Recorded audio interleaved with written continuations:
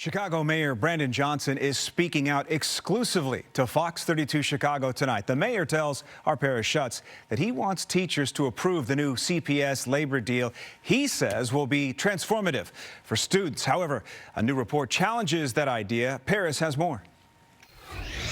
A candid Mayor Johnson acknowledges the rocky road he traveled that led to a tentative contract agreement in our exclusive one-on-one this afternoon.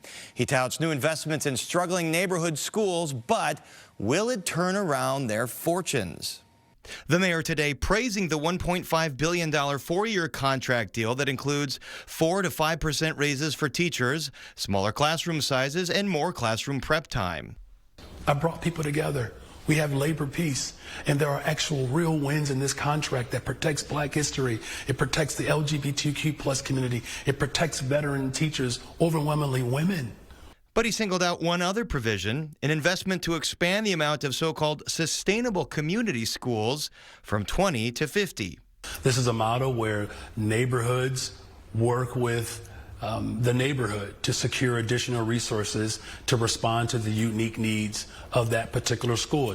Except those schools have been some of the poorest performing in the district, according to a new study from the libertarian-leaning Illinois Policy Institute and based on data from the Illinois State Board of Education.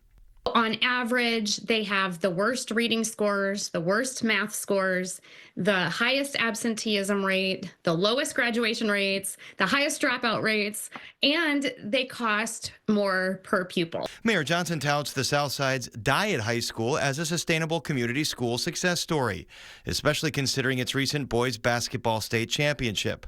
But the IPI study shows Diet is having one of the poorest outcomes of all CPS high schools, with only 4.5% of students reading at grade level and less than 1% performing at grade level in math, and 70% of students with chronic absenteeism. Johnson says the study gets it wrong.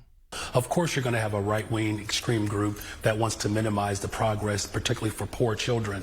And so here's what I'm committed to doing, is to ensure that every single child has access to a publicly funded, well-funded neighborhood school with class sizes that are small, right? The sustainable community schools model that really allows for local participation. But the IPI worries the expanded investment in sustainable community schools shows little promise of paying off. This is adding services, it's adding staff, and that's going to drive up the cost of these schools without Chicagoans getting something in return. Chicago Teachers Union members are expected to complete their vote to ratify the new contract early next week. Paris Schutz, Fox 32 Chicago.